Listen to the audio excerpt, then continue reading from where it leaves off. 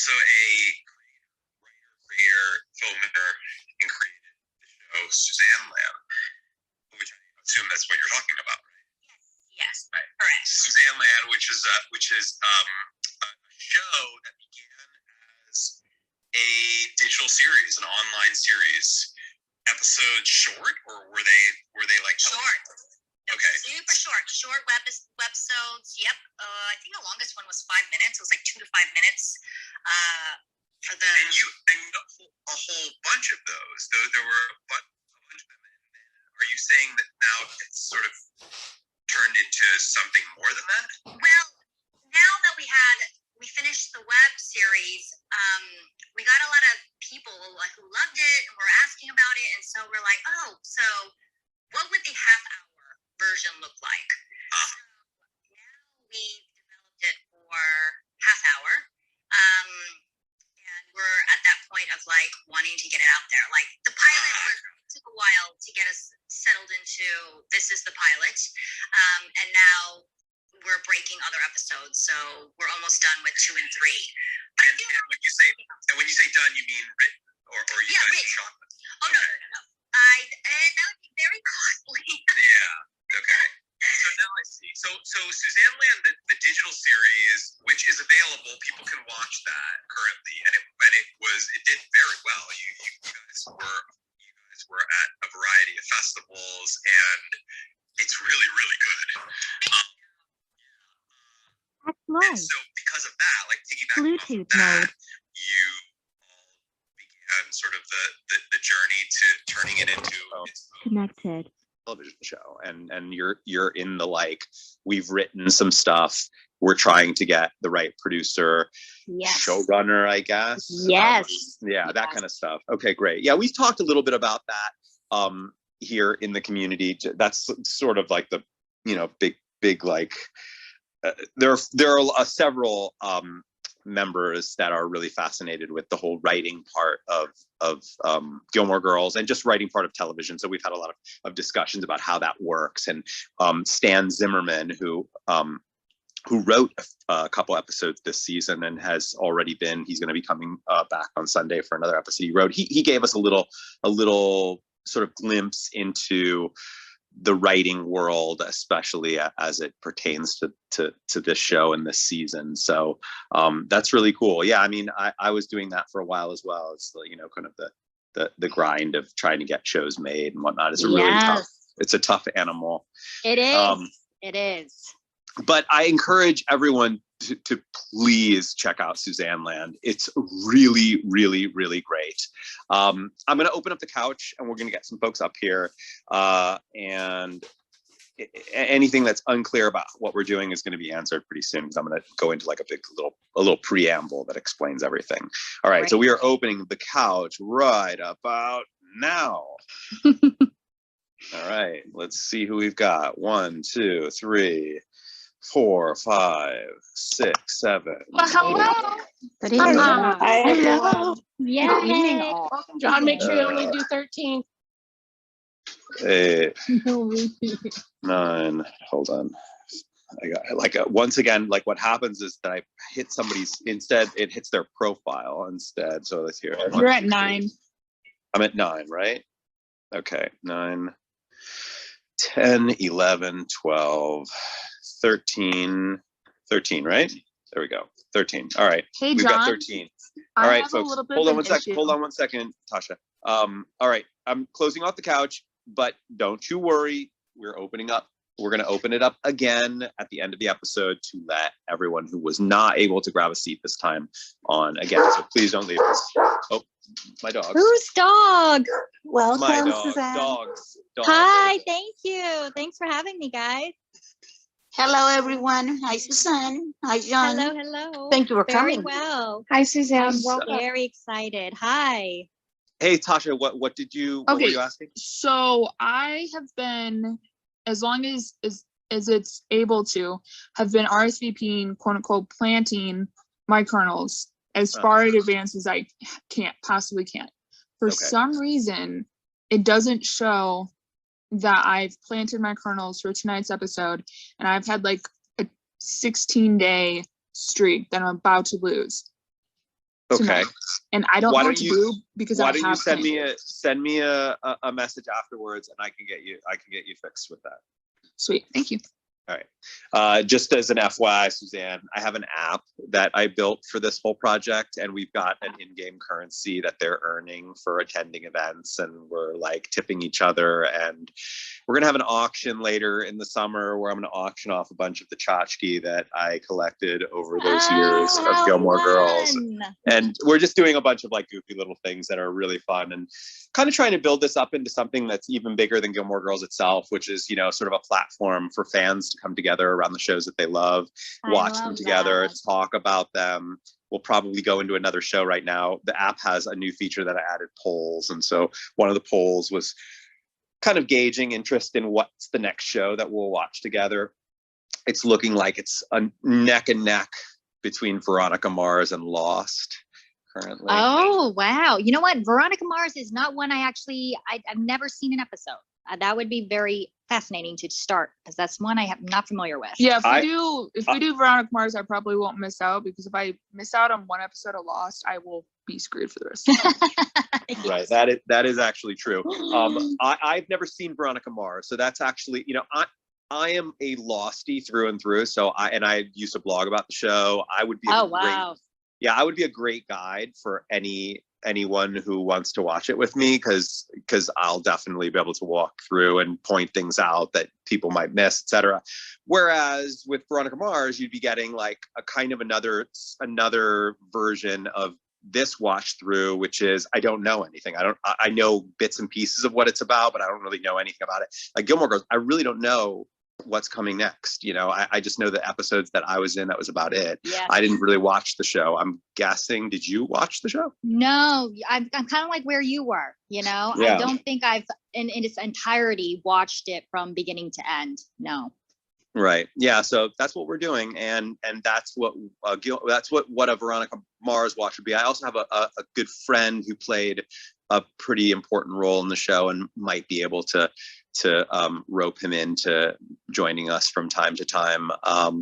But other than that, it's just, you know, we're just having fun. We're just goofing around. I love it. All right. Well, we are past the hour, so I'm going to jump into my big spiel.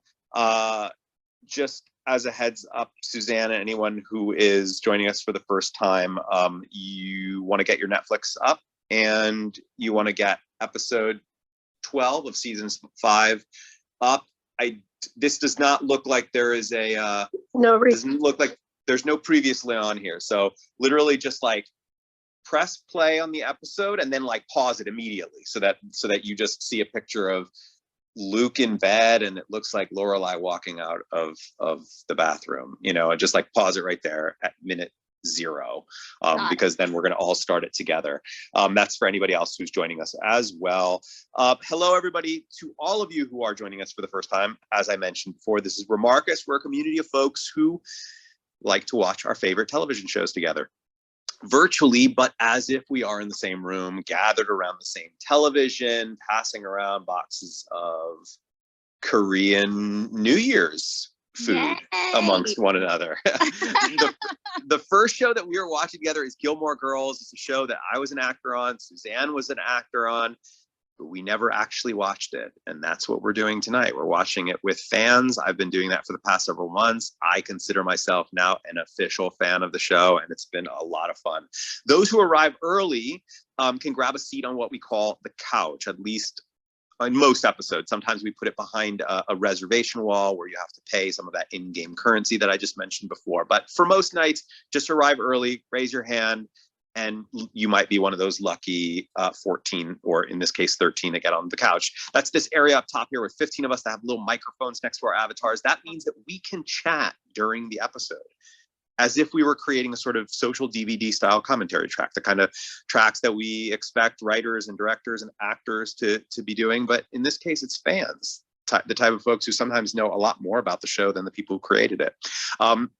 There are no real rules to how much or how little we chat. We chat whenever we feel the urge, same as if we were casually watching together in person. However, we do hit our sweet spot when we keep our remarks to what is happening in the episode. We try our best to squeeze those remarks into the air between dialogues so that we can still follow what's going on in the show.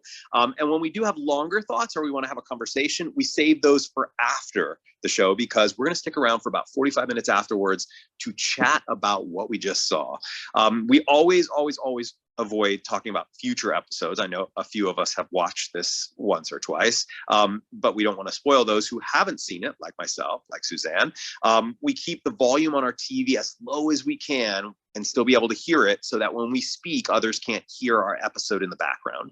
And when we aren't speaking, we keep our mic muted to reduce background noise. All of these sessions are being recorded and archived on a YouTube channel. You can find that channel by just typing in Remarcist audio recordings into the YouTube search.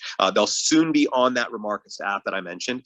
If you don't feel comfortable being recorded or having your recorded remarks available to the public, then just don't come up on the couch or don't speak.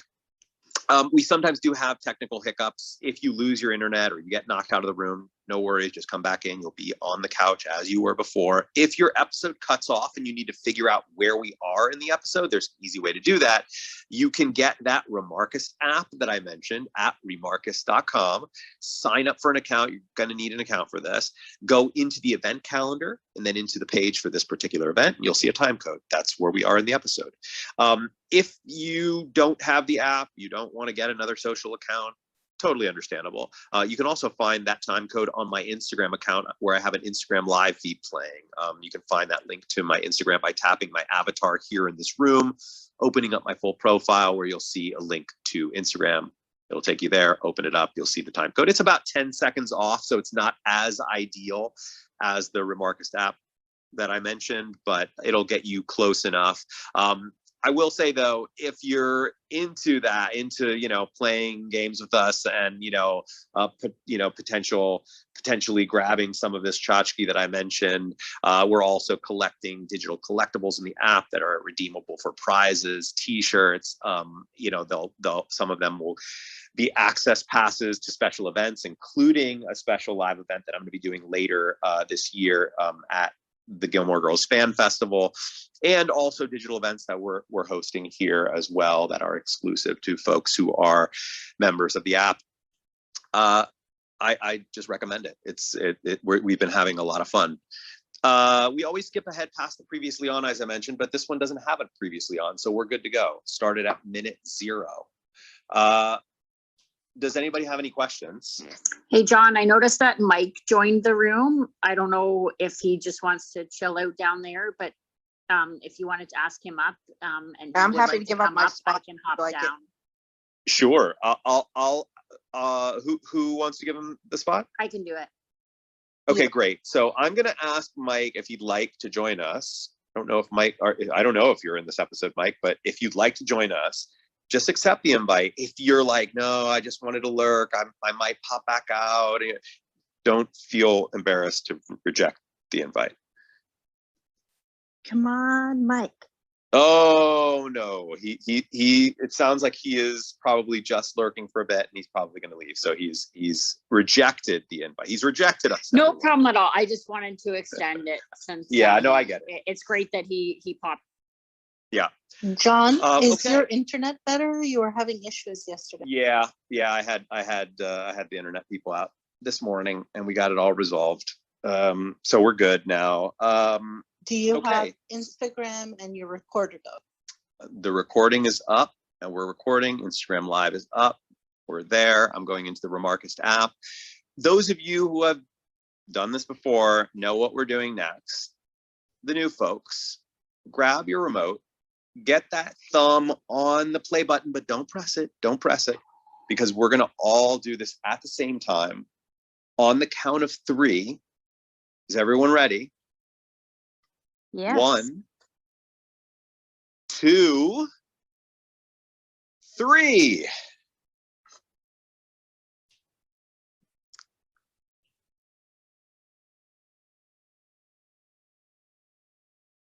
Yeah. Who has cinnamon toothpaste? Who does I cinnamon love- toothpaste? I do. I don't know. That No, doesn't no, sound good. no. This is. I'm sorry. No.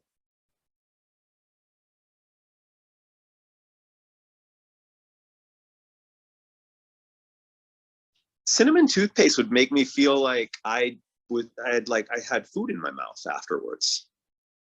It would taste like hot tamales or like the red hot candies. It in my makes you mouth. feel like you have a nice flavor to your mouth instead of like just mint. That's But like going It's to bed with so that good. feeling I like in your that. mouth would be gross.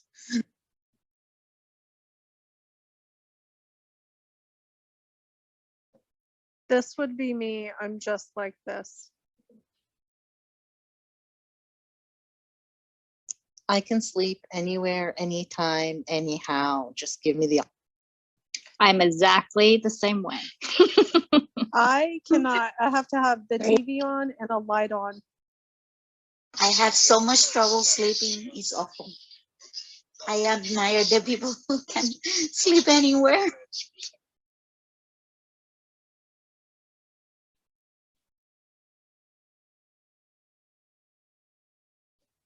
I have to have the TV on when I'm sleeping. Yeah, me too.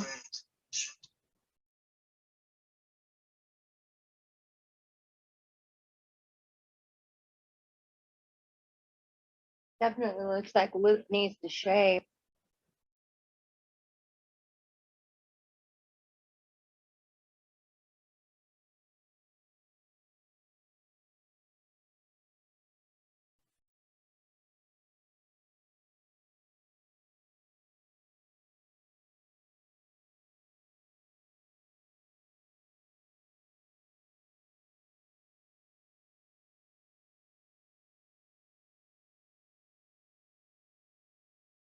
An ode to an old episode name. That's true. I was actually thinking about that. I was like, wait a second, is that the name Yeah. of this episode? And then I was like, Season no, it's 3, not. episode 20. Say goodnight. Last episode that Jess was in. Stars. You would know that talk. Sorry, my follow any when you tell me. I was thinking one night we need to like the finale or something, just all sing it. Yeah, we've tried that before. It's terribly out of sync because everyone's Did we? off by like a second or so. Oh no. But is that the first time that we've seen Lorelai like trying to sleep at his apartment? I feel like we've been there before. It's the She's woken We've up seen her there there. before.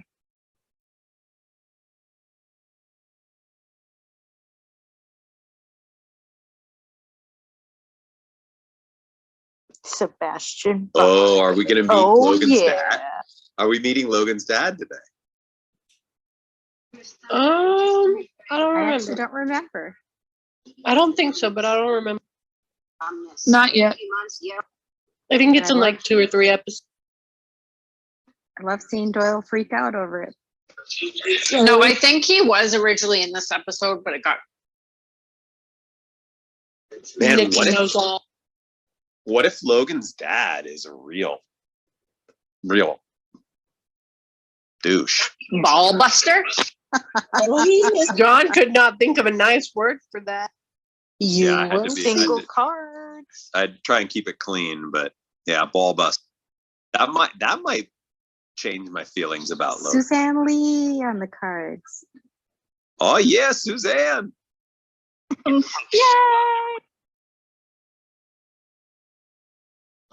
I love Paris's sweater. Larry Pine is back. Sandy. Well, Simon on this. So we're gonna get a little more of the Emily dating.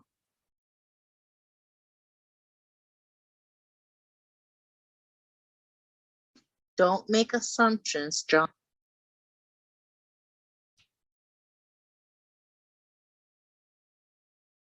Oh, look at her trying to figure out a way to meet up with Logan. I was thinking the same thing.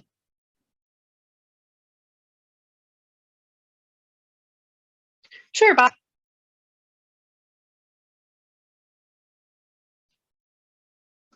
Don't piss off Paris ever. This is a good Kirk scene. Oh my god. It's so fun. Wait, never mind. I may be thinking of a different.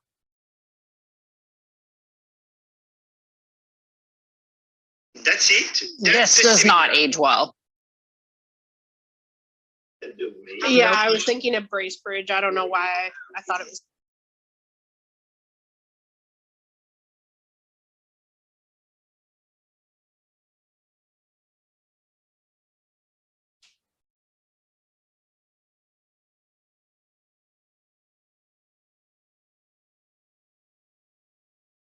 The stables. Do they have horses at this spin? Yeah, Cletus.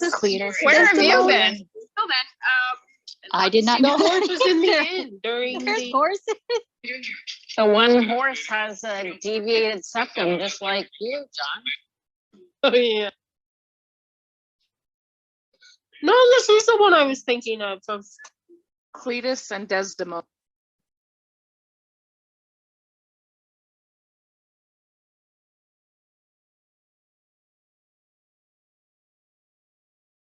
Oh boy.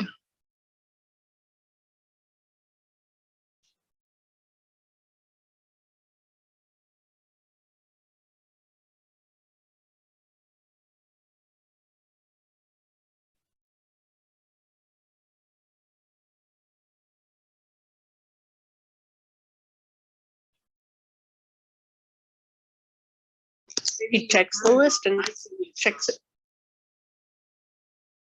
For the people who have seen this episode, it's who I think it is, right? Yes. I Okay. don't know. It depends on who you're thinking. I mean, they only showed two people really that's like suspects. They just showed Suki and Kirk, didn't they? Can you imagine if Kirk's sneaking in there at night just to get Ooh, pulled over? Susane.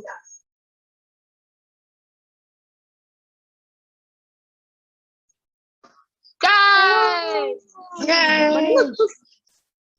What is she? She looks familiar.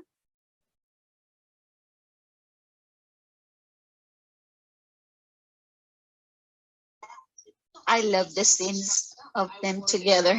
They're so funny. Yeah, they're good scenes.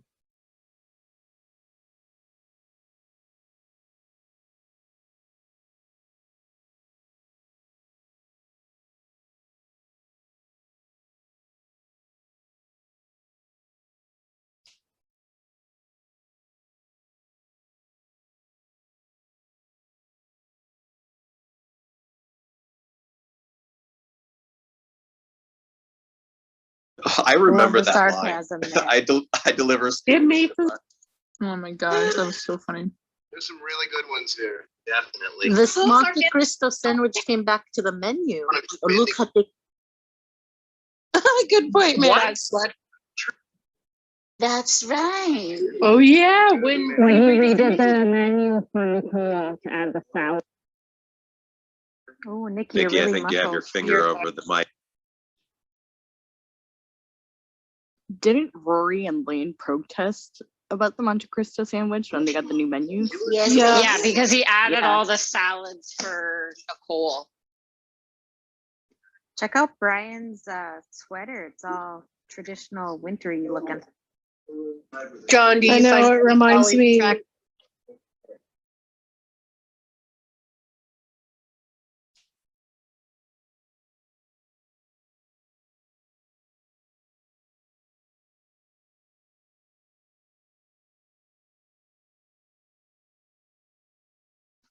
Oh, look at them.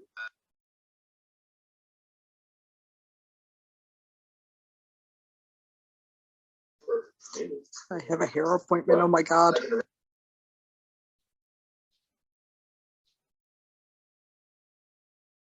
Looks perfect. No, her hair does not look perfect. A It's a parallel big to football season- helmet. A parallel to season 3 when he was like, "You don't need to get your hair done." It's so big, it's full of secrets. Maybe that's where they keep all their money. She has a friend named Sweetie who passed and a friend named Sugar. Like, come Look how happy they were.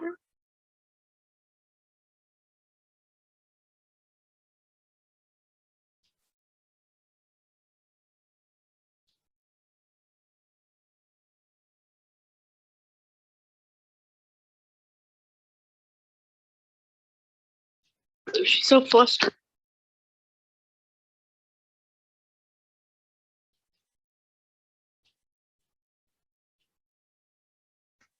I am not digging her hair. Right? Yeah. Looks like she like just got out of bed or something. Oh, I love her hair. Like, this is the type of student and reporter I was in college.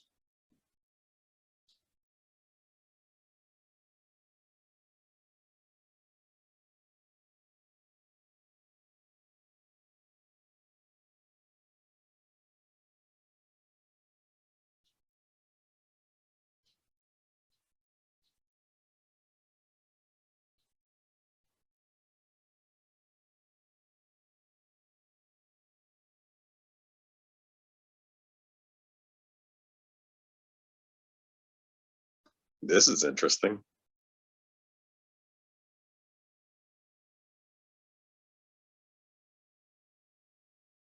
I'm dying to meet this guy now.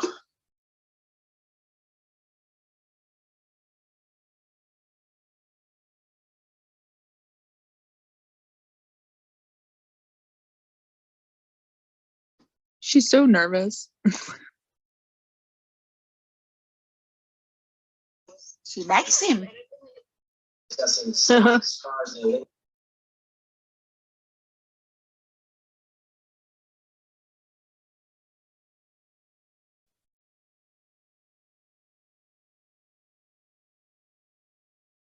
Oh, we're definitely going to meet his dad this episode.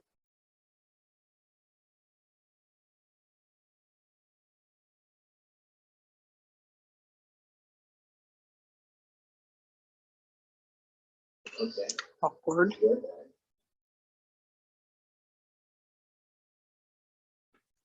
Fishing for an invite.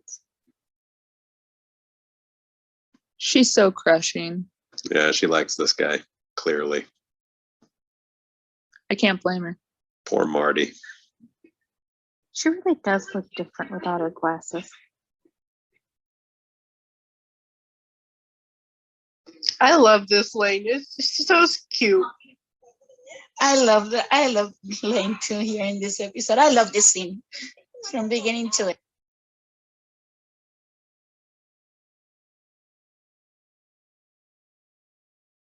Oh, I know what this scene is.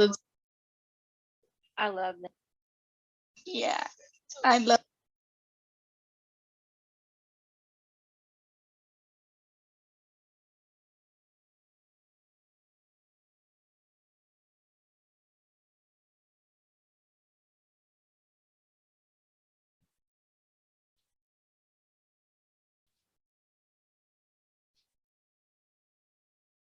How does she know all of this?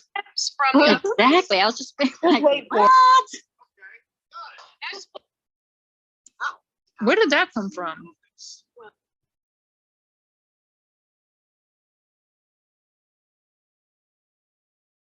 Does that imply she has like a photographic memory and she remembers everything she reads?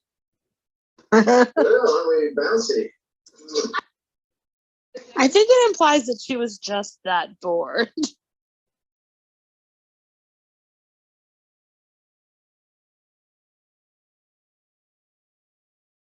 I love how he has to stare at her for so long.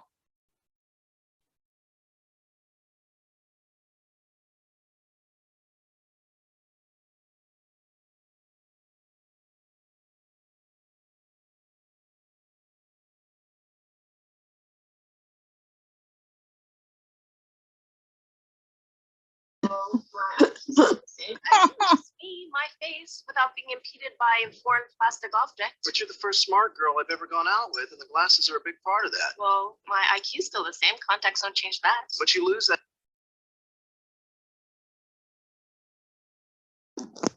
I hate it when people tell me I look smarter without my glasses on. Like, I don't look smart without them. That's funny.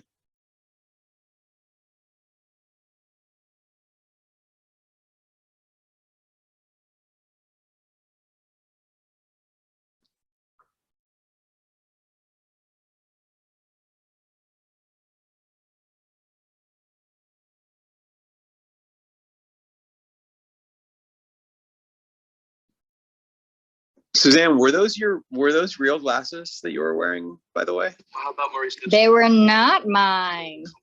What do you wear glasses? You know, I used to wear glasses, then I also got contacts, and then I eventually got LASIK. So Oh, okay. Did yeah. you have LASIK while you were on the show? No, I did not. It was much later. What about, were those your glasses when you're wearing?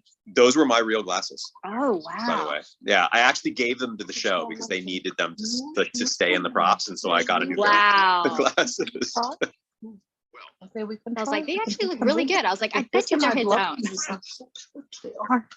John, that's commitment. John, please tell me you caught that. Nope.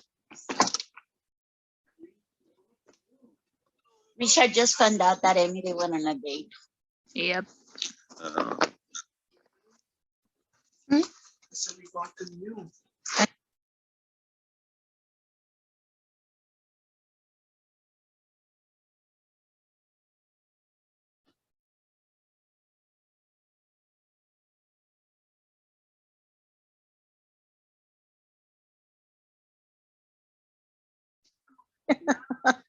He always goes to the worst.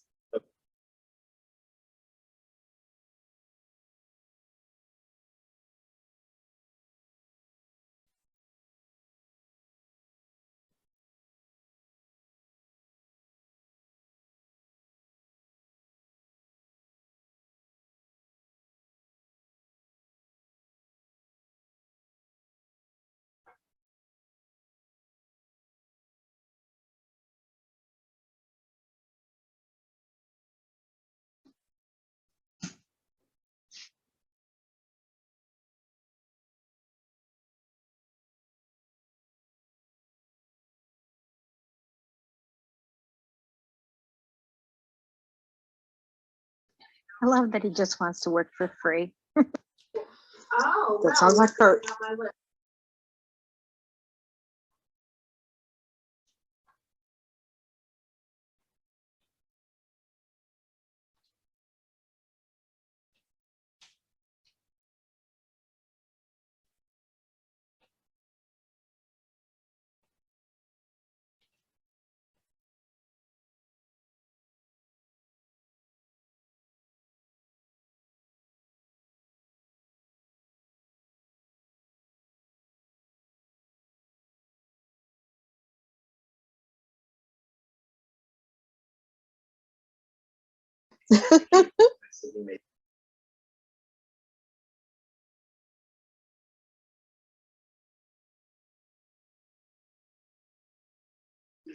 I'm surprised by that because she usually only misses Friday nights for something really big. I think she thinks if she got to go to that party, it would be a big deal for her because she likes those people that she wants. I love the scene too. It's depressing. Who actually, of the cast, like, actually knew how to play the instruments they're playing? Only Todd and Keiko. Okay. I hope it's not my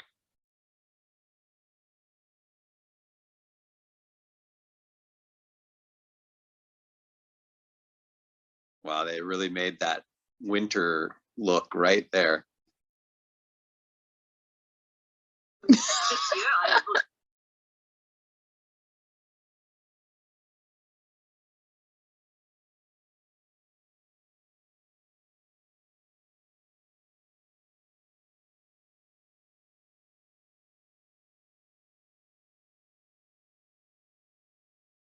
Love Lane's hair, by the way.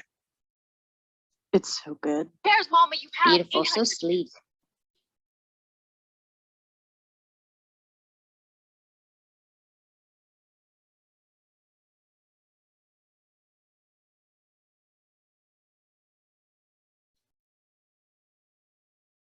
Oh, she's so Oh figured out a way. yeah.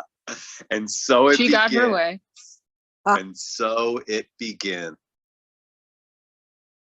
I love how she said, Hey, My it's profile Regina's picture Regina's looks profile different here. picture. Yeah.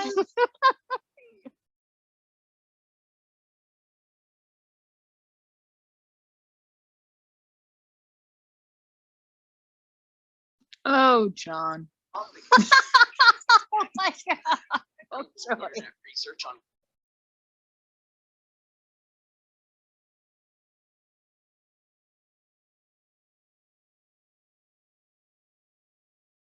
And the amount of Korean I had to learn for this. Very impressive. I got you back. Oh my God. I had it just playing on a CD all week long in my car. You know, Brian. Say, you like the internet? Who's this hot boy hiding behind you? That's Zach. Mama, you met I'm him. Gil. he likes seeing her. Do you ever wonder what Gil's family might think when he's off doing these kind of things with the band? These random non-band Yeah, that's things? true. Why didn't Gil's family get invited? That's true. Oh, good point. Can you imagine the phone call Lane would have to make to her mom? Be like, can Gil's wife and kids also come? But I feel like she would actually be receptive of that because it's kind of a family thing, you know? Yeah, baby. Instead, Gil's calling his wife, "Hey, honey, sorry, I got to go to the Lunar New Year for my bandmates because her mom's making her."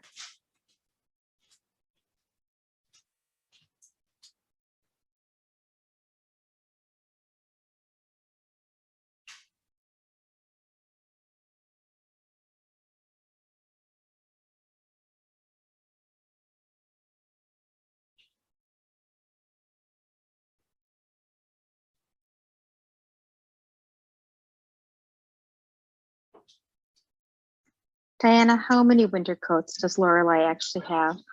That is a great idea for a fast talk, and I will do a deep dive. And how many does Emily have? Yes, good. That's a good question. Actually, Emily's coats are on par in X.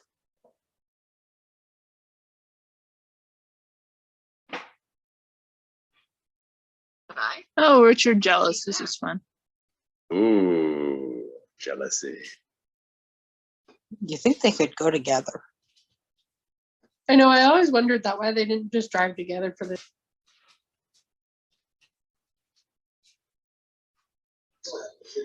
Oh my God, my Well, I need favorite line is food. coming up. The kid thing. Hey, folks, be careful about the volume on your televisions in the background. Just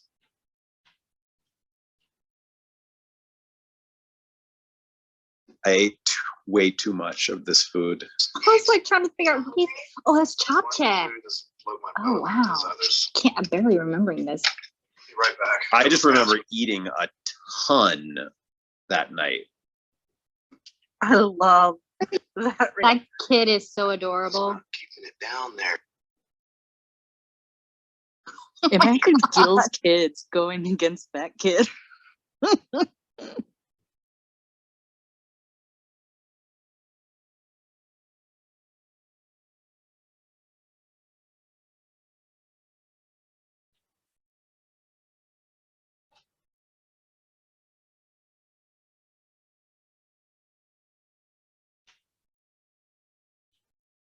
Hello, hello.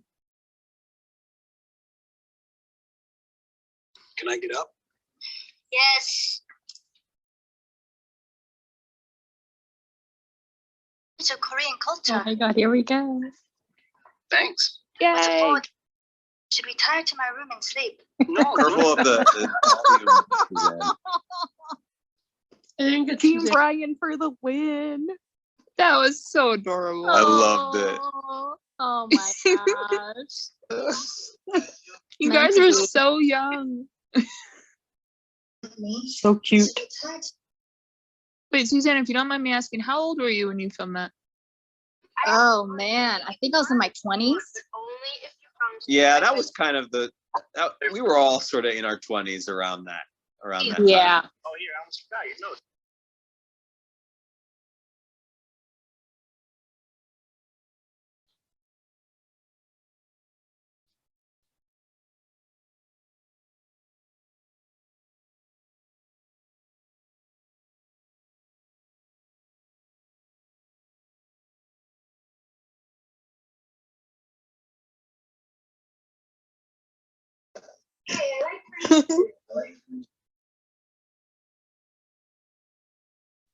Are we not getting the Huntsberger party this episode? We are not. I just realized there's a continuity error here because this party's supposed to be on Friday night, but Emily and Richard are off to a thing. I love how Lorelai just accepts the fact that Kirk's there now.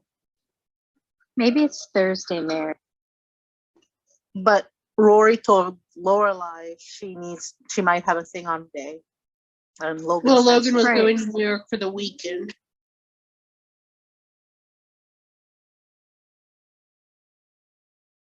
Man, they didn't really work hard to hide who the culprit was. Oh, cute.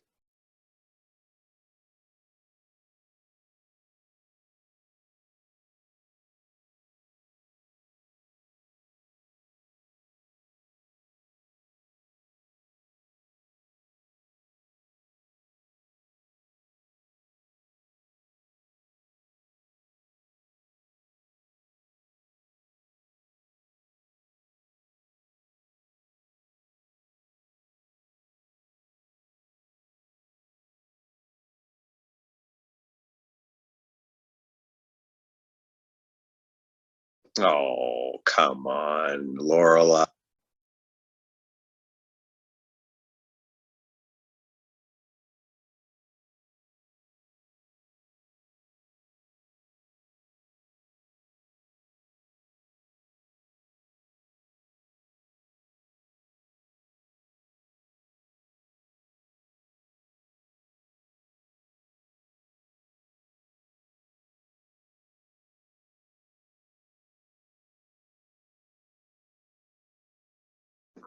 I've suffered no such guilt when I've had my husband take care of my kids.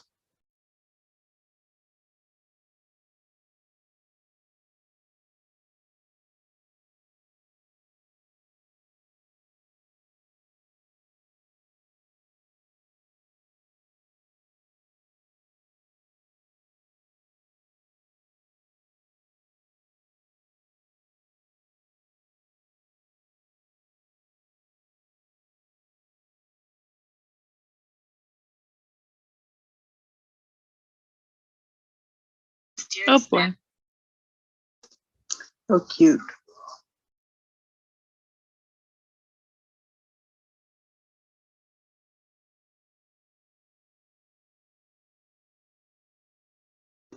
Oh. Whoa, I do not remember Here we go. that.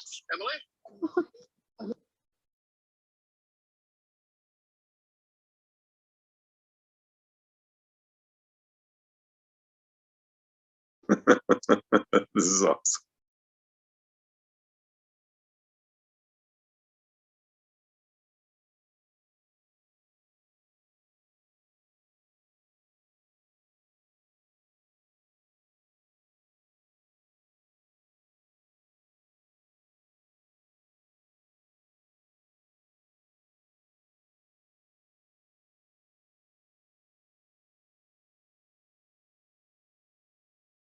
Not a good look for Richard.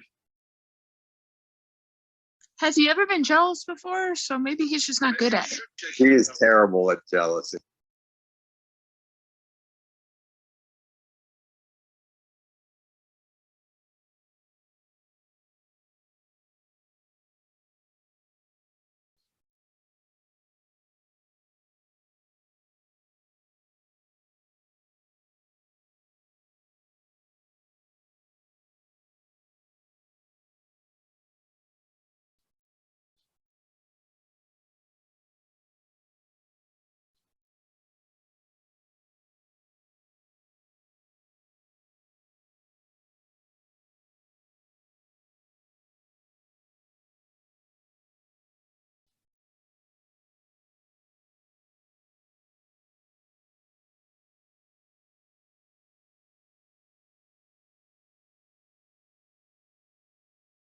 Oh, we'll have stuff to talk about there.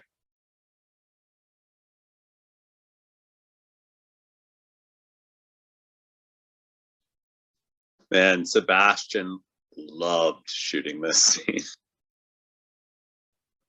And you? Yeah, Brian looks like he's jamming out there. Yeah. We've done our duty. Did you woo Babsy with those moves, John? Oh yeah.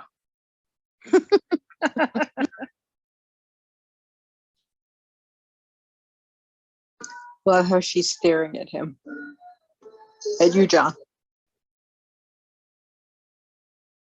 Kaya kung.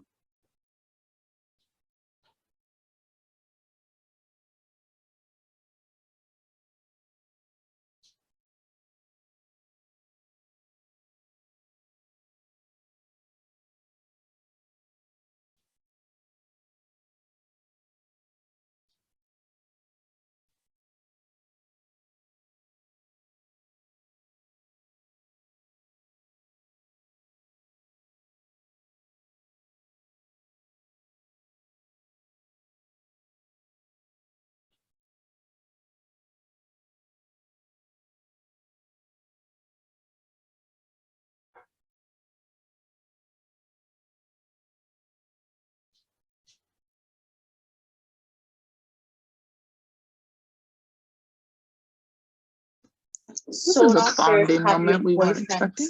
With your mom. Dishes are forgotten. I love that.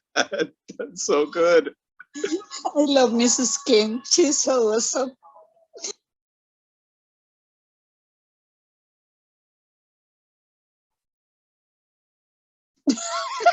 He just That's the best. he just loved doing that over and over again. Oh. That was so good. Oh my god.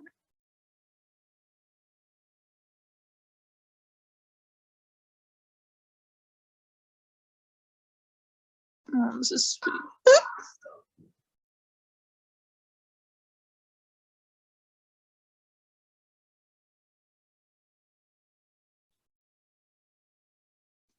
There it is.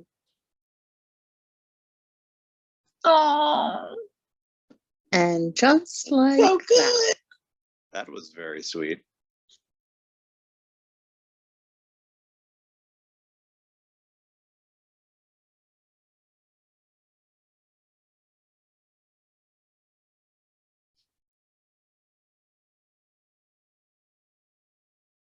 Oh, I guess it was tonight, but she didn't go. Diana, it's another Jack. Oh, I noticed. I really like this one. We see this again.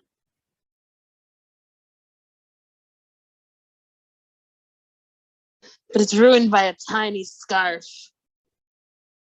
See, even Lorelai thought Marty was a contender.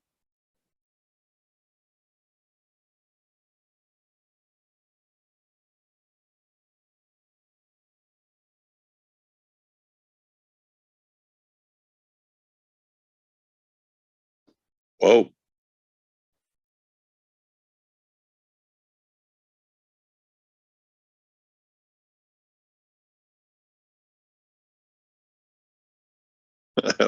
This is so good. I love it.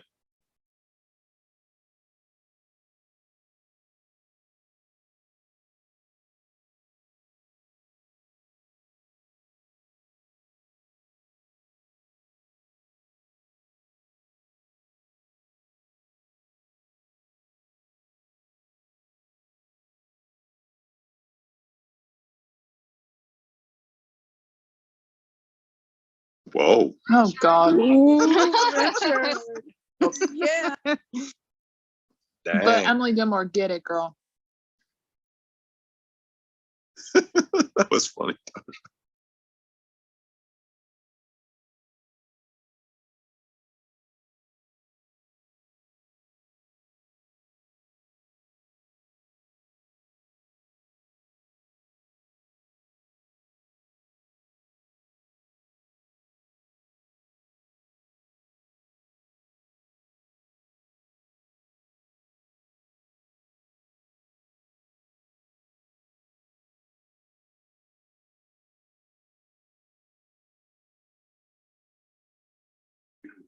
Throwing money at it. Who always says that?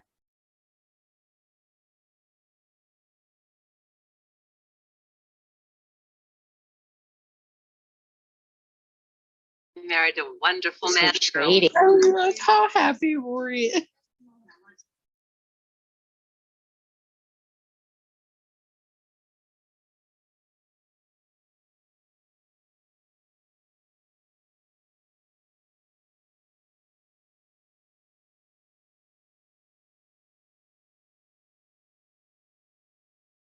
Holy taffeta. Love me What? Wow. And look who's Looks like a lot of tool. Guess who's back? Alex Borstein? Was asked. He was just told she's the maid of honor.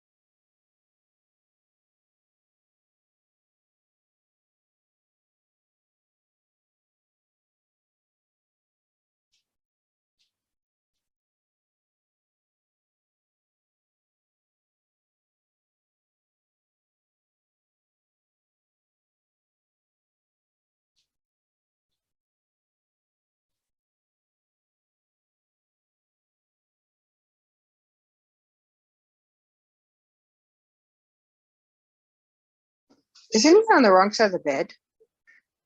I was gonna say the same thing. Yeah. They swap places. Before you know it, my mother be I was also thinking that, you know, the differences between like her nightly attire for the different men she's with. Anybody else? Yes. This conversation reminds me of the conversations with Dean, though, trying to convince him that he can fit in and how cool the cotillion could be. Oh, that's a good call. Oh,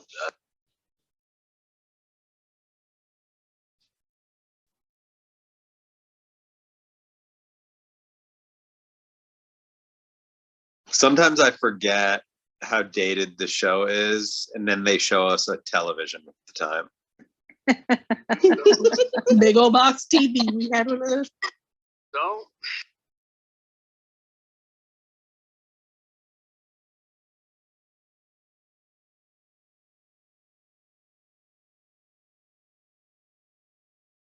That's kind of how I feel every time I see a tiny scarf, though, John. But yeah, tiny scarf. That was Yeah. Oh, yeah. I forgot about this. Oh, Oh wow, Teletubbies. I forgot No, about that's this. dated. So the door opens in this time. Yes, it does. And the crib's not on the TV wall anymore.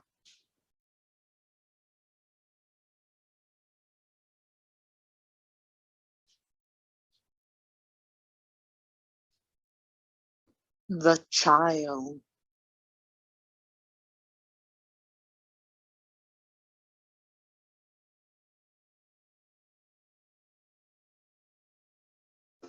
A weak but charming boy. Wow.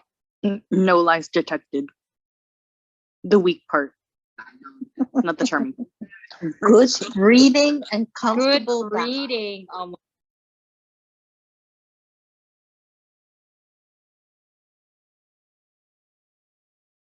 This Those this is what crap I out. just want to like lunge at Emily.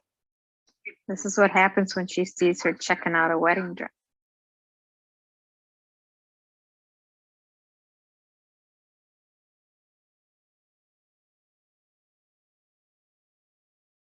Hold her back from what? She's an adult. She's a successful adult. Yeah, I mean, there's like not really much more runway. You know, I mean, she's already taking off. Emily's being ridiculous here. Not my favorite Emily moment. Enjoy your program. Goodbye.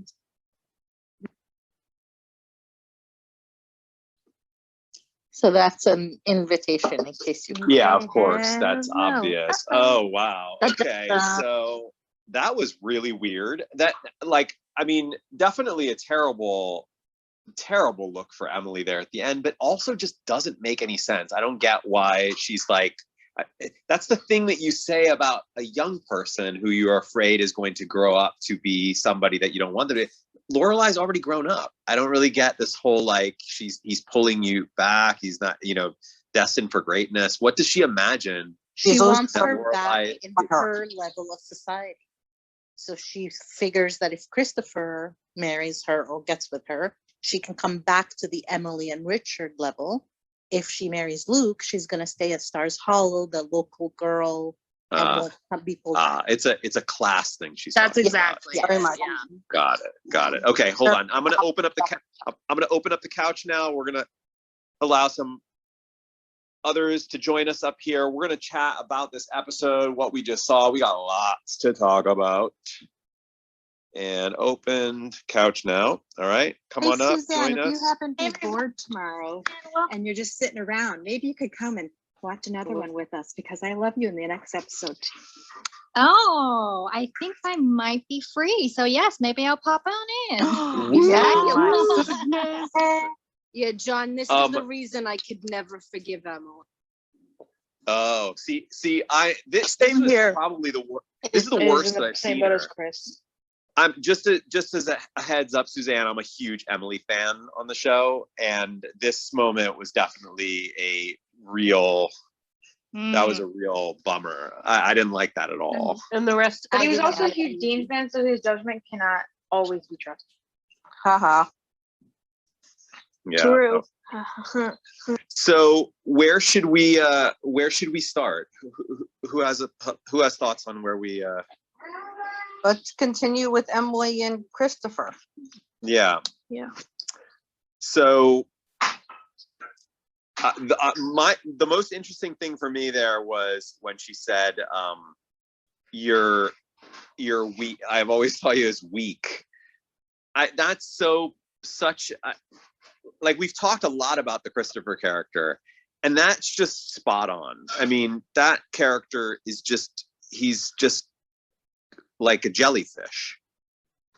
And I yeah, agree. Yep. and what is really poignant about that whole conversation is that she openly admits to Christopher that he's kind of not good enough, like in personality. He's weak, but he's charming, but he's weak, like, but he won't hold Lorelai back, meaning he doesn't have a ton going on that would hold Lorelai back. So she's very much insulting Christopher, but it doesn't matter because Christopher represents all of the things that she wants for her daughter. It doesn't actually matter what kind of person he is or what he's accomplished or anything like that. You know, it doesn't matter that like Luke is a business owner, actually, you know, pretty prominent in his own way. It doesn't really matter. All that matters to Emily is prestige, society, all of those things. But it's like a bad moment for her.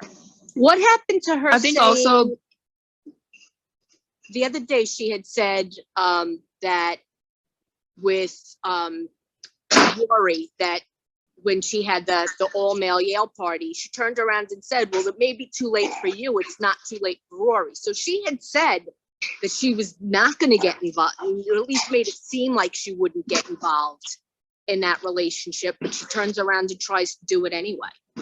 Yeah, totally. I think like she also has seen how much she cares for her since the beginning, from season 1, that he always has been there for them, with both Rory and Lorelai. She had forgot about that totally. Tasha, what were you going to say? Tasha? Oh, me? Okay. I think like with what Emily said, if we go back to her comment about Chris being weak, I mean, she's not wrong. Like, he does have like a good personality and he gels well with obviously Lorelai and Rory because, well, Lorelai and Chris grew up and Rory's their kid, so obviously the apples doesn't fall far from the tree in personality sense. But at the same time, Chris can be brought down or persuaded into basically anything if it involves Lorelai and Rory, especially Lorelai, because to make a serious conversation light, if we go back to the episode where it's the one where he comes into town in season 1 and Lorelai and Chris are on the couch drinking a beer, and they kind of make a comment about how Chris smashed his car on his 16th birthday and Lorelai was right beside him. Like, he's very not persuasive. I don't know the word for it, but he could be persuaded into anything when it involves Lorelai. So I think manipulative. Yes. And so I think like that could possibly be why Emily's saying like he's weak, but I'll let you have her anyway because you come from a good family. I could be wrong in the way I'm viewing it, but I feel like while Chris is strong, he's extremely weak and, like I said, can be brought down and persuaded very easily. I mean, I think I'm with you there on that, Tasha. But I think that the only part that I'm not seeing is I just don't really see a lot of strength in that character. I mean, that guy, you're exactly what you said. He's so easily persuaded, manipulated. And I think that Emily understands that. My only thing though is that a character like that, or somebody like that for your daughter who is so strong-willed, right? Who's not going to really challenge her, is sort of asking for trouble if what you want is for your daughter to like come back into your sort of sphere, right? Because it will just, like, I almost sort of feel like somebody like a Luke would be like somebody better to do a sort of deal with, so to speak, because somebody like Luke might actually be able to get Lorelai to understand why it might be important to spend more time with her parents and spend more time in that world. Whereas I don't see Christopher really being able to move the needle on that at all. But she doesn't care about that. She only cares about social class, and that Christopher is from the right social class, and she's been trying for how many years that you get married, you get pregnant, you get married. It doesn't matter anything after that. In support of what Sandra said, and not to like contradict, but like to get John and Tasha to probably look at it like another viewpoint.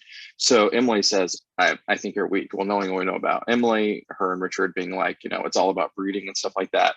It's kind of like where like someone you don't like, says, hey, I think this about you. Okay, well, I'll take that as a compliment. It's like, what exactly is weak to Emily? I mean, if Emily considers herself like the highlight of her day is, structuring people how she wants them to be seen or whatever. If she calls me weak, go, okay, hey, maybe I'll take that as a compliment. I'm more of like a sympathetic person. I'm more empathetic, and he may not be like the strongest person or whatever, but maybe it's not a weakness, but it's a positive trait. Like, he's more empathetic. He doesn't care about all that. He's more like, does that Yeah, he should still go to jail. Weak is a negative word whenever I hear it. I'm not saying weak's not a negative word, but her weak may be, someone else is like he's sympathetic. He's not like cutthroat, like. Right. But look Maybe at how so. She couldn't even admit that Gigi was a person. It was, look, this is the child that screwed up, that you would have married my daughter if this child wasn't here. Right. Oh my God. Listen, I cackled when she said, so this is the child. And she just looked down at it like it was a toy on the ground. I was like, Gigi literally got dogged before she could talk. That was fun. That was a good moment. That was a very good moment. Oh, So John, gum that she stepped in. Mm-hmm. so John, I agree with what you said about Luke possibly what he if he would try to convince Lorelai to get back in that world, it would hold more clout because he doesn't have any reasoning. But the reason why Emily doesn't see it like that is because Luke would never be accepted by that world. And so if they were together, it still wouldn't be good enough for her because Luke's not good enough to fit into that world. But to speak on your point about you not understanding, the fact that Lorelai's a grown adult and why Emily would care or worry about Luke messing up her life. I think a part of Emily has always kind of viewed Lorelai as that 16-year-old girl because she never really had a chance to see Lorelai become an adult. So I think in her mind, she's still 16 and her life can still be screwed up by a man like it was when she was 16. That's a good observation. Think of with you, Jump Jack, when Emily was talking down to him, pretty much berating him the whole meal. And then when Richard takes him to the golf, she was like, how dare you take him to the club? And he was like, well, you're not looking ahead. So Richard at least was trying to get him into that world. And Emily was like, he doesn't belong there. And I also 100%. They're not gonna, his parents are gone. They're not gonna try and, even if they try and push him into the world, he's a single diner owner, which is fine, but a single establishment. He doesn't have the portfolio that they're looking for. I always wondered if, because it seemed like Emily was really upset more so by it once she realized that Lorelai could be thinking about marriage with Luke. And I sometimes wondered if she was afraid of, if she were to have, a child with Luke, how that child would be perceived or what that would mean for them. I think she was afraid to look bad in front of society again. Do you think that Emily sees that in the cards for them? Yeah. I think she thinks it's a possibility. I think she thinks that Lorelai sees it in the cards. Interesting. And that scene where Lorelai was looking at the wedding dress and Emily saw her, Emily got a look on her face because that was when she realized, hey, Lorelai might be thinking this is serious. Yeah, I know, serious, but I mean, children. She has a 18-year-old daughter. So does Christopher. Almost 20-year-old daughter. Right. She finally no longer has to deal with the shame of that her daughter was 16 and got pregnant and didn't get married to the father, and she sees the cycle starting again, or the potential of the cycle starting again, because Luke would never be up to her society standards, and her girlfriends would be upset that she married beneath her, and she didn't marry someone from society, so she's running scared. And I think with Emily, it's like, like with most parents, their kids are always going to be their little babies, and then to Mandy's point, I mean, Lorelai sort of left that life when she was 16, and Emily really never got that chance to continue to set out the life that Emily probably wanted for her. And this is like, that could just be what this is. I'm sure Emily, had it all planned out, and this is maybe just possibly her, relive. I'm gonna do a pivot on the conversation. This is really good, but I'm sure that we'll have more to discuss on this storyline as the season progresses. As I've said before, Christopher is the conflict of this season, and definitely the conflict between those two characters, which is cool. But I want to get into Korean New Year and the band and Kyon and Brian and Kyon and whatever happened to Brian and Kyon and why didn't that continue? And just chat with our guest tonight about memories. How much do you remember from that? Oh my gosh. You know what? I do remember. I was really impressed. I'm thinking of like the art department, and I remember seeing everything on that table. And I even remember someone asking me about the type of spoons on that they were using, like these silver spoons. And I was like, oh my God, they are very Korean looking spoons. So I was like, wow, they were really on point in terms of making sure everything was appropriate. So to clarify, you are Korean. Yes. You're Korean. Yes. And you speak Korean. 조금요. 네. I am studying. I just went through Korean 4, guys. Put myself, because I'm very conversational. I want to be fluent. I understand it more than I can speak it. And I feel like my Korean has always been like a baby level. So I've been kind of self-studying and putting myself through like actually getting formal training or education. But you're Korean. But you had some serious Korean on the show. Like you spoke for long stretches. Yeah, but I feel like that's kind of like, I feel like conversational. Yes, I think I'm fine, but I think it was just, I want to be able to, like, I feel like Korean is a very easy language to learn. It's very like the alphabet, everything's phonetic. Like if I showed you the symbols and stuff, I think I could have you reading Korean in probably less than a week, John, for sure. We'll take you up on that. That's kind of awesome. I would love. I would really be into that. Susane is correct. But that I had all of that Korean that I had to learn, and it was all phonetic. They just gave me a CD with all of those words, all of the like things that I had to say, and I just listened to it in my car all week long. Wow. And by the end. And I remember being so nervous that I was going to just completely bastardize it. And there were all of those like I would say like a good portion of the background talent were Koreans. Yes. And they like, I was so nervous to like say it because I was like, I'm sure I'm getting this stuff wrong. I'm sure that, and I started doing it and they were all smiling and like nodding, like, yes. And I was like, I love this. That CD really worked. Right when you enter, you said 새해 복 많이 받으세요, and that's like, I wish you many blessings for the new year, like a happy new year. And I was like, oh, I don't even remember, I was like, I heard it, and I was like, oh my God, wow.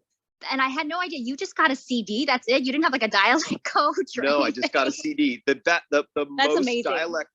most dialect coach that I got was on set just some Korean background talent were like, and you know, I think there was at least like one person that I was like, hey, you want to help me with this? And like, you know, and like they were like, you know, giving me pointers, and like I would just do it. And for the most part, they were like, you got it, man, you got it. Like don't worry, you got it. And it was just really just from this CD that I had that I had been playing in the car all week long. That is impressive. My biggest memories from that episode, I loved that episode. My two biggest memories were the food, eating tons of that food, and I kept slurping up those noodles every time we did the shot. So I must have eaten like more noodles than in like a year. But I loved it. Like the food was delicious, and the person who creates the food for Gilmore Girls, and you know, all the Friday night dinners, everything. You know, I always thought that it was a team of sisters. I don't know. I still think that that's the case, but maybe that's like one of those like Mandela effects where like I think that it was, but it wasn't. But whatever the case may be, what I do know for sure is that whenever there was food on the show, that food was real. It was well cooked. It was well like, you know, like the actual, all of the dishes were authentic Korean Lunar New Year's dishes. And afterwards, I don't know about you, Susane, but I took home a lot of leftovers that I had for like a good week and a half. Are you serious? I did not get any leftovers. Oh my goodness. I took home I was lot. dipped. Yeah. Yeah. But the other thing the other memory that I have that is burned into me was that last moment with Sebastian going, yeah! Solid. I don't even know the name of that instrument. It seems so much fun to play. I don't even know the name of it. I've always wanted to learn the Korean drums. Have you guys ever seen like those giant drums that those people play? And it's so like using your whole body. I've seen like YouTube videos of them. So like the one with a one long string?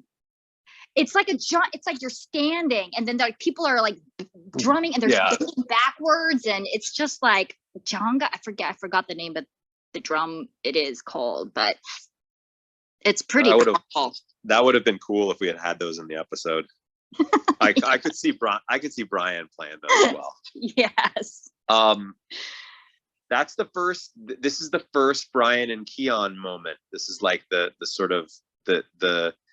You really feel like that's going somewhere. Yes, I totally forgot that I was completely just eyeing you while you were playing. I know.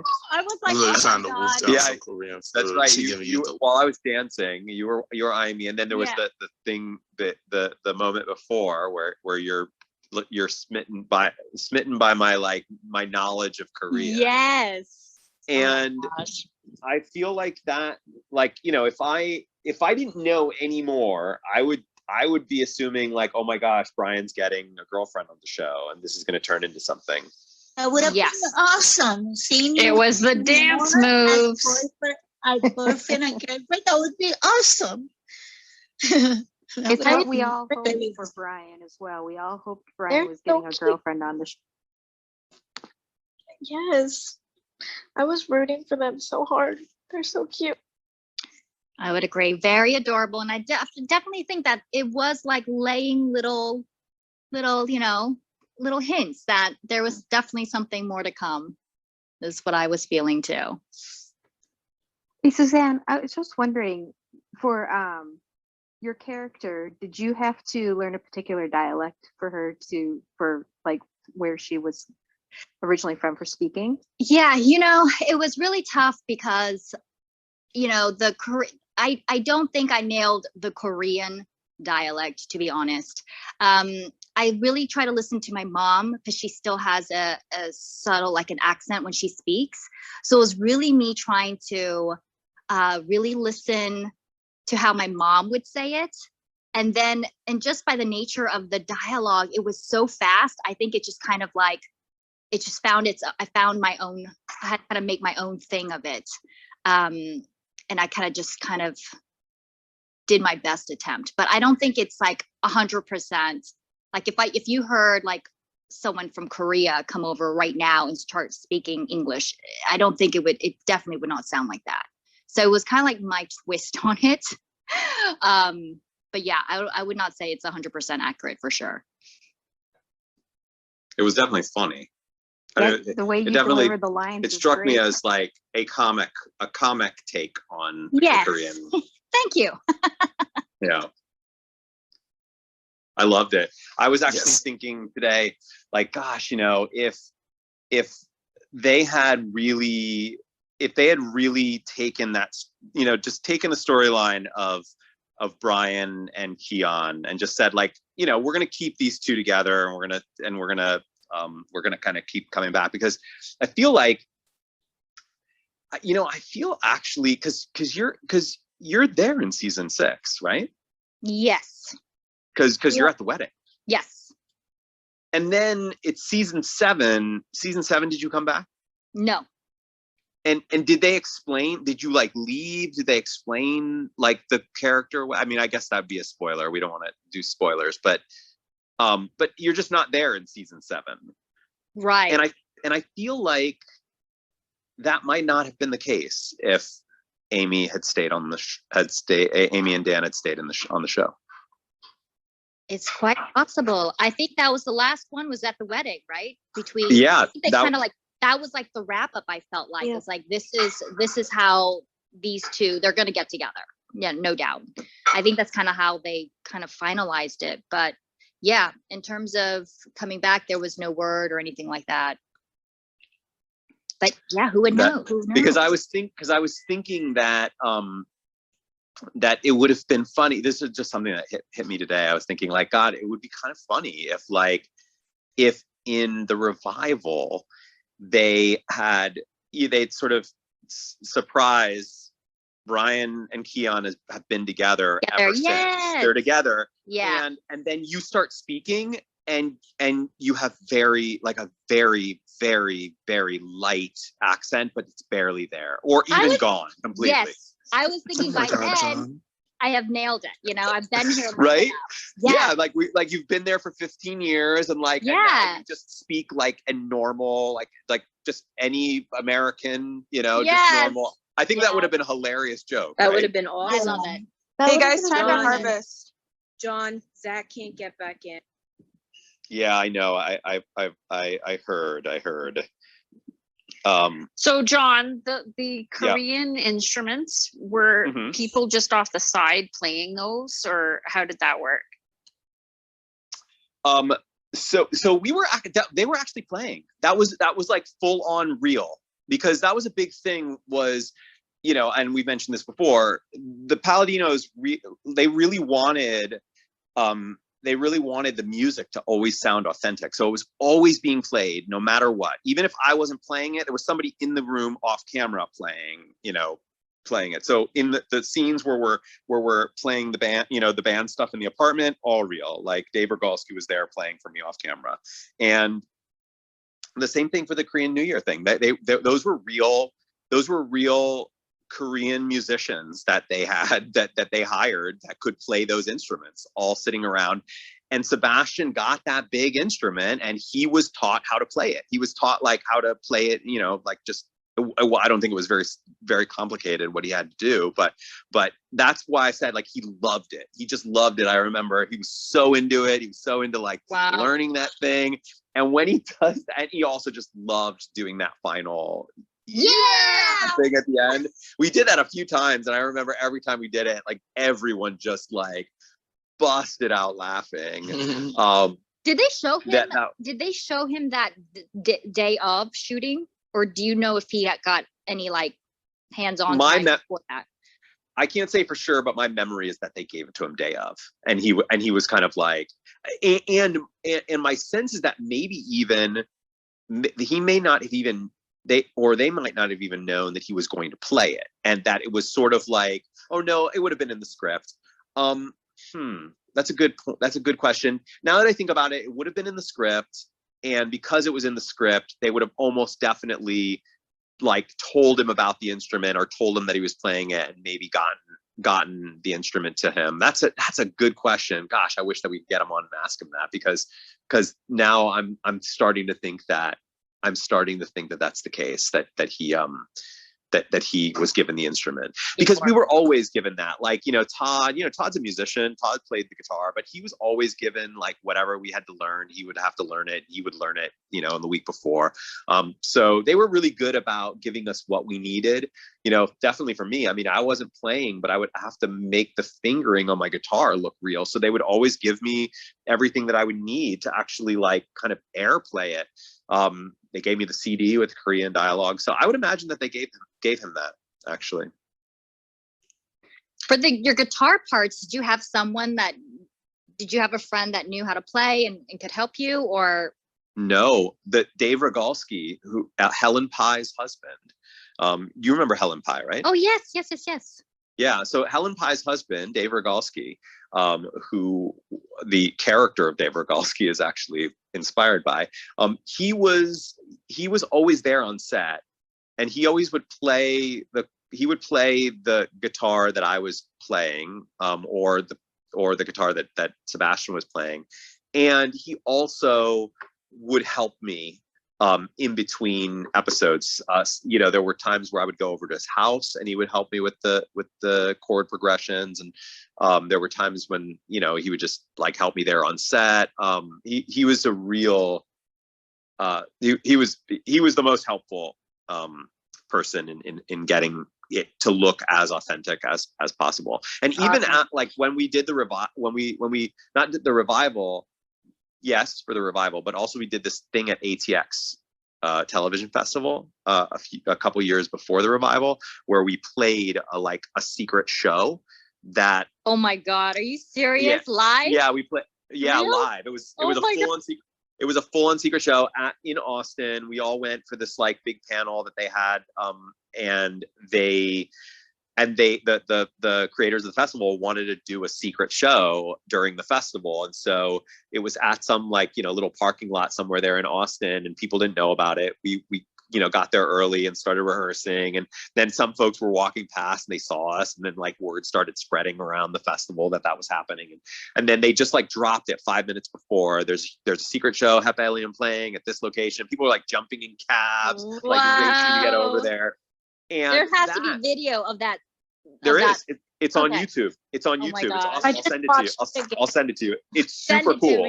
Oh my God, I have to see it. I just watched it again the other day, and it's great. But I just laughed hysterically just watching you keep looking down at your fingers to make sure that they were placed properly. Yeah. Knowing Constantly. that you could actually play, I was dying laughing, because I was like, this is hilariously even more funny now, because he's looking at his fingers to make sure they're in the right places, and it's great. I know. I kept watching you, and it was just awesome. That was such a great set. I wish I could have been there, but it was amazing. It was really the closest thing that I've ever felt to Beatlemania, because there were hundreds of people. They were screaming. We were pushed through the crowd, got to the top. And the funny thing is that I wasn't really playing. I mean, the ATX festival brought Dave Rogalski out there, so he was playing off to the side. It was really fun, but he and I worked for weeks on that, because I wanted it to be as good as possible. Yeah, so he was giving me guitar lessons and whatnot. And then he and I kept up our guitar lessons for a while after that, and then we stopped when I just life got a little crazy for me with moving into my new house and getting married and all of this stuff. But we were actually. I was actually doing lessons there with him for a little while after the show was already off the air. That's awesome. I love that. You got inspired. So cool. I was listening to an interview of an actress that played a piano player, and she was explaining just like you are, she had days, just putting the positions of her hand while playing the piano, so they would be correctly. And she continued with the piano classes, just like you. Piano lessons, I mean. Yeah, that's amazing. Yeah, and good for you for going for it. Yeah, that is no easy feat at all, playing an instrument. Yeah. 6 years. Well, that I next time Todd's been on with us, and I think he's going to be coming back soon for another another watch, and I'll ask him to verify. But I'm pretty sure that Todd had actually not been playing the guitar for that long before he got the role on Gilmore Girls. He knew how to play it by then, but he hadn't really been playing it for that long. I think he'd only been playing it for like 5 years or something like that. And now, I mean, you know, he is a really good guitar player and has a band and everything. But I remember at the time, like being like, wow, that guy just learned how to play the guitar. So I mean, it's possible. Yeah, that's actually one of my goals, John. You've already accomplished one of my goals. Is I've always wanted to be in a band. Really? Yes, and you know, I grew up playing the violin, and I was like, oh man, I want to sing, I want to play, and so I just talk about pandemic and things. We pick up new hobbies. I got myself a jazz bass guitar. And so I'm learning to play right now. So oh my goodness, I have a bass guitar as well, which actually Dave Rogalski gave me as part of the deal that I was going to continue to take my lessons with them. But of course, really? But I have a bass guitar, and I still do want to really pick it back up. Is there such thing as a band with just 2 bass players? Oh, I don't know. Oh my God, we have to do something then. I'm really far behind though. I'm basically just starting out. We should start a band that's called Brian Loves Kyon. Wouldn't that be an awesome That would be name for a band? phenomenal.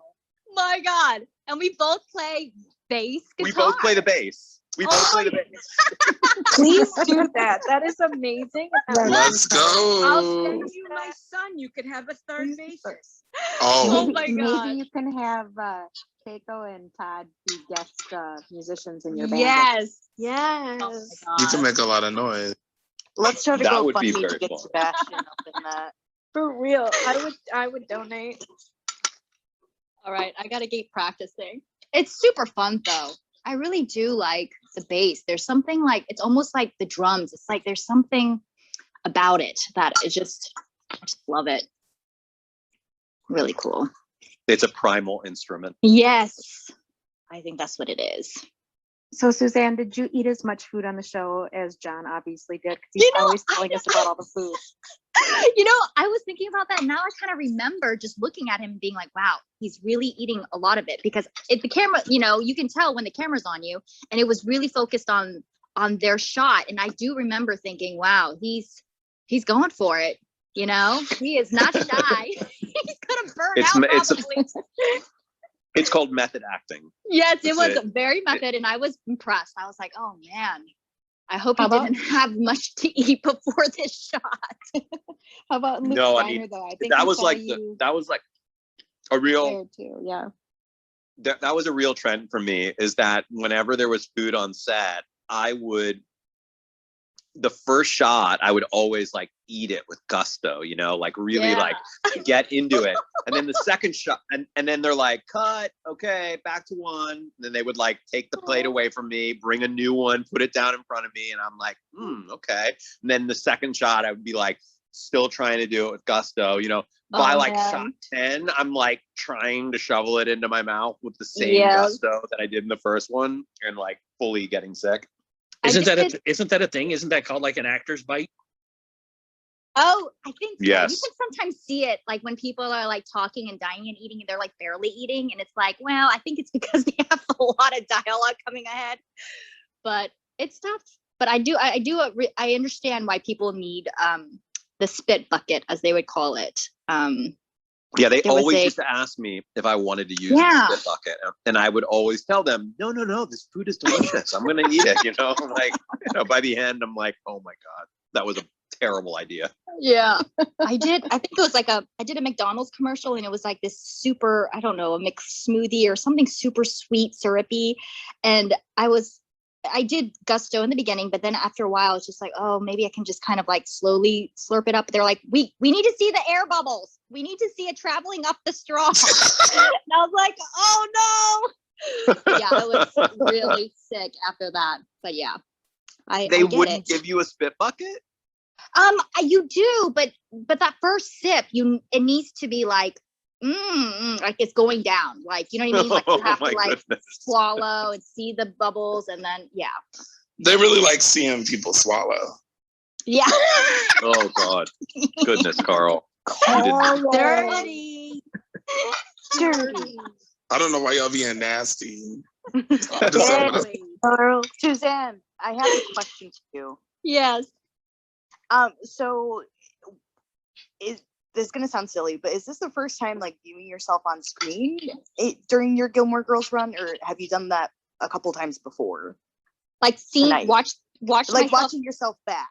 Yeah, that's what it means. Oh, you know what? I feel like it's definitely been years. That's why there was a lot of things I just totally like. That conversation I had with Keiko in that diner, that was completely like, whoa, I don't even remember that. I was like, wow. So I can imagine how fun it must be for you guys to go. I don't know how many times you guys seen it, but for John, like you said, you started from the very beginning. I think that would be so fascinating to catch up the whole thing in its entirety and just probably just like binge it. It's a great show. I mean, it's a great show. And it's so interesting. I've said this a few times that like, I wish that I had watched it while I was still working with all of you, because I would have told all of you how much of a fan I am of you, you know, like, whereas back then you were all just, you know, coworkers, you know, and we were all just doing this thing and we left. Coming in, whereas, doing like, your thing, coming out. Mm-hmm. And now it's like, you know, there's kind of like Shelley Cole was with us, you know, and I really didn't know much about what Shelley Cole was on the show. I you know, I saw her around. She came, you know, she sort of hung out with some of us socially outside of the show, but I just didn't really know what she did in the show. And then you watch it and you develop relationships to characters as you would watching any television show. And all of a sudden, everything just completely shifts. Like everything that you remember about that time, and you're like, wow, you were at that time, you were playing this role that I now, 20 years later, am totally loving, you know, and I didn't know it back then. And I wish that I did, you know? Yeah, it's so nostalgic. I mean, like this, I don't know if you guys know, but this was my first TV theatrical appearance was Gilmore Girls. Really?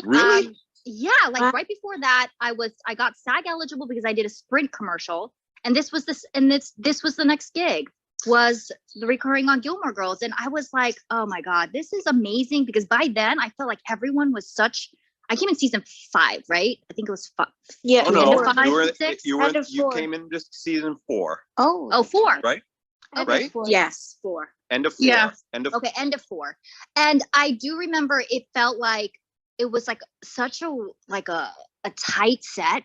Like I felt like everyone was just so like family, and everyone was so welcoming, and I was just like blown away. And I remember I was so grateful that was my first experience. Was like, what a fun show to be on, like where we're laughing, having a good time. Everyone seemed to get along with everyone.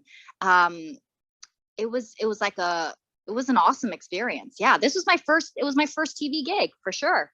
You do a great episode job of 19. delivering the lines and stuff, Yeah. though. I would never have guessed it was your first TV gig. Oh, thank you. I yes, still yeah, remember you the sold audition. I still remember the audition and the callback. And what was it like? So nervous. Describe it. Oh my gosh. I remember I was first, and I don't like that. I was just like, I'd rather just like, oh, but you know, I'm always the one who wants to go last. Just let me focus and calm myself down. But I remember being super nervous, and I was like, okay, you know what? It's probably better I just get it out of the way. It's done. And I just go in. But I remember just going in, and I just remember there were so many people in the room, but I remember the laughter. I remember like the people laughing, and I felt like I just felt like the room was very warm, and I just felt like, oh, I don't know what happened, but I felt like it was good. That's all I felt like. It felt like it was a good time. I just heard laughter, and I was like, maybe that's a good sign. I think that's a good sign. What were you? And I walked out. What were you? Do you remember? Do you remember whether your audition involved doing actual Korean? Whether involve doing English with a Korean accent, or did it? I remember, I think it might have been both, but I do remember, I think it was the scene where I'm approaching her for the first time, like, what are you doing here? You know, you're ruling my life. That scene when Keiko comes up and like, who are you? And I'm like, I'm the foreign exchange student. I think that scene was definitely part of the audition. So I think there was mixture. There was some mix, but it was definitely the accented English. But yeah. So definitely the accent in English. You think maybe there was some Korean in there. So when you walked in the room, it was just a bunch of girls who all kind of looked like you. Yeah, I remember there was a lot of people, and I just remember, oh my gosh, is this a good sign? I don't know. I always try to, I always get in my head way too much. I'm just like, oh my God, I'm going first. And you know, sometimes I don't like it because you know there's people who can hear you. You know, those doors are nuts. And there's that extra pressure of like everyone's out there and they can hear what you're doing. And I was like, oh.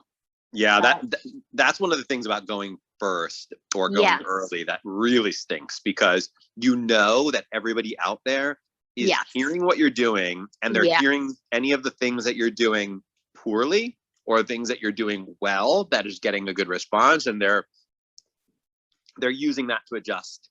Right. Potentially adjust what they're doing as well.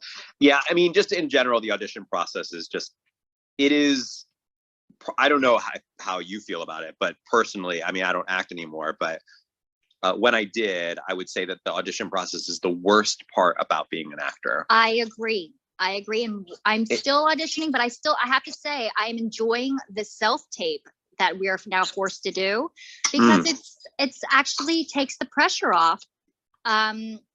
But I know we're going to eventually get back there to in-person auditions. And I think it's just something, a beast you got to deal with. You know what I mean? Yeah, I mean, there's so many aspects of it that stink. For one, it's terrible, especially since, you know, if you want to have a career in television, you got to be in Los Angeles. And the traffic in Los Angeles is atrocious. It's just absolutely awful. So makes me want to vomit.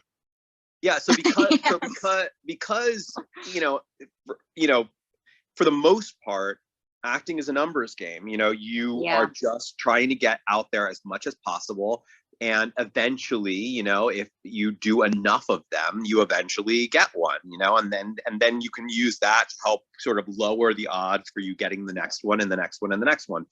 But that means, in order for that numbers game to work for you, it means you have to be in your car, sitting in traffic, driving around the city all day long, every day, whenever, you know, I mean, like, especially if like you're getting a lot of auditions, you know, and I'm also throwing, you know, commercial auditions in there as well, which is another beast, beast to the whole thing. Santa Monica. And they're always in Santa Monica. Oh, always. And then you get there, and you're putting yourself on tape. Typically, the first time is you're putting yourself on tape for a casting intern. That, you know, you don't even see the casting director often for that very first initial audition. It's a pre-read. So you're just in there, and there's just a casting intern that's just pressing a play button while you're there, and occasionally giving you notes, which is also a little weird. And then, you know, that process, the process of getting to the role, like, involves next seeing the casting director, then after that seeing the director and the producers, and it's just such a grueling process. Walking into a room and seeing a bunch of people who all kind of look like you is really disconcerting as well, right? Like, I walk into a room, it's like, oh, a bunch of skinny guys with glasses, you know, it's just, there's something about it that you just feel like a number. It does, you know, and then you rarely ever, you know, you are very rarely ever given the sense that definitely that early part of the process, you're rarely given a sense that you were appreciated for doing that part of it. Because imagine if every actor in the city just one day said, you know what, I'm not going to this pre-read thing. I'm not going to do it. I just don't feel like it. It's so super degrading. Like, I feel like it's just, I walk into a room and I'm not going to do it. Like, the industry would halt. Like the whole industry would just absolutely stop. Like you can't just cast a show off of a few big lead actors that you offer the role to. There are all these other roles that you have to call. And that first part of the process, actors are so underappreciated for how much they do to get to those early auditions, sit in traffic, stand in front of an intern, in front of a camera, all of that kind of stuff. And I've heard other like bigger actors, more successful actors mention this, that like the best thing about fame was that they didn't have to do that anymore. Yeah. Yeah. That makes sense. You get to bypass that. And you never get any like real closure from a lot of these auditions you do. You know what I mean? It's just you just don't. Well, that's sort of what I mean. Yeah. That's sort of what I mean when I say there's like so little appreciation for that. It's like you leave and like, that's it. You either hear that you got the next step or you just don't ever hear back. You don't get a thank you. You don't get like nothing. It's just like, hey, John. Yeah. If it makes you feel any better, every single person that auditioned for the roles for my web series, I sent an email letting them know if they got the part or not. That's awesome. That should happen great. more. That's very good. I love that. That's beautiful, and that should happen more. I mean, I do hear about that happening sometimes. There's some, there are occasionally you hear about a filmmaker, or a casting director, but usually it's a filmmaker who remembers how hard it was for them early on, and those aspects of the industry that they found really just unsavory. And so they go into their project saying like, this project's not going to do that. Like this, we are going to send letters to everybody. We're going to make everybody feel like their time was absolutely appreciated, and it's cool. So yeah, Carl, that's awesome. Speaking of web series, I just would like to say, Susane, I watched Susane Land, and oh my God, like the first and second episode took me out. Like I still have to watch the rest of them, but wow, that was really funny. We should watch Susane. We should watch Susane Land as Marcus. I would Where can we watch? Yes, please. You're laughing, Susane, but still, we're watching all kinds of stuff. Look, the fart in the elevator took. Look, I related. Hey, Carl, no spoilers. No spoilers. We might be watching this. Carl. And also, Carl, I would just like to say, as an aspiring actor myself, thank you for writing back all of the actors that auditioned for your show, because I actually auditioned for 2 TV pilots this past year and never heard back from anybody, and just saw a commercial for one of the shows that I auditioned on the air like an hour or 2 ago. And I was like, well, okay, guess I didn't get that show. Cool. I just treated it like applying for a job. You know what I mean? Like, you're applying for a job and you would like to know if you got it or not. And people say, oh, if you apply for a job, they tell you within 2 weeks. I'm like, okay, well, let me tell these people within 2 weeks, because me and my crew already made our minds up of who got the role. It shouldn't be that hard. It's very simple. But I've met a lot of people who, can't put the toilet seat down or, refill a water jug. So like simple tasks could be very hard for some people, especially out in LA. So you're welcome, Emma, and everyone else, Godspeed. Appreciate you though, for real.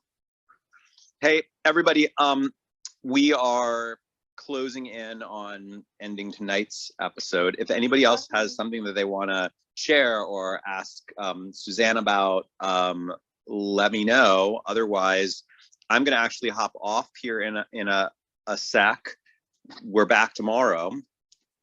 Susane, you are invited. If you would like to join us, we would love to have you. We would love to have you if you want to join us at any time. I mean, it's really a super casual affair. People just like pop in when they can. Shelley Cole's actually going to be joining us this weekend for a pretty big episode that she's not even a part of.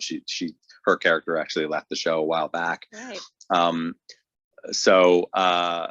Yeah. Is it always at 7 o'clock? Is it always at 7? So it's at 7 o'clock from Monday through Friday, 7 p.m. And then on weekends we do 8 a.m. and 9:30 a.m. So so we do mornings on the weekends. But every night on the weekdays at 7 p.m. Yeah.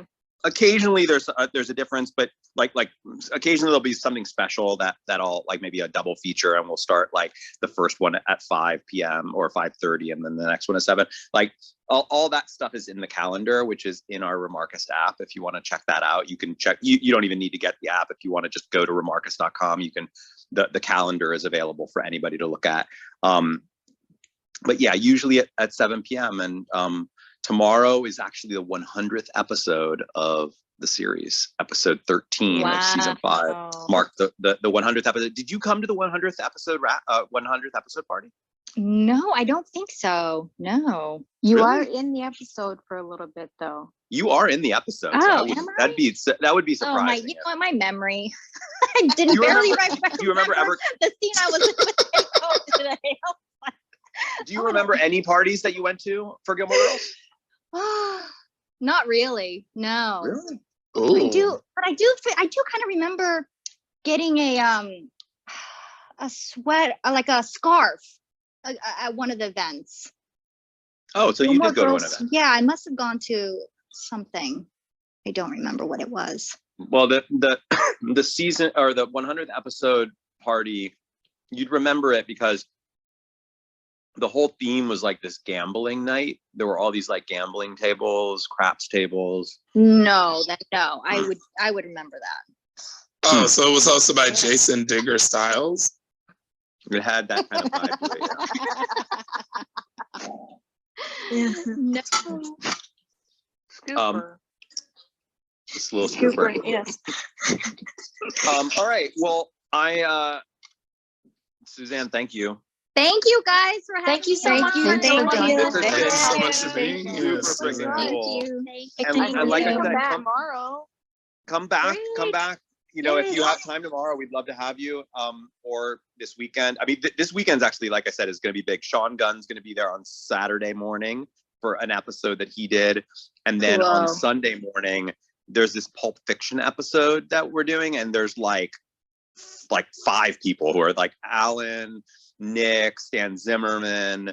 Wow. That one's going to be pretty big. That one's going to be just like a bunch of cast and crew on the couch. So, and like I said, Shelly's going to be on that episode. So is going to be joining us for that episode too. And she's not even in the episode. So you don't need to feel like you need to be in an episode to join us for it.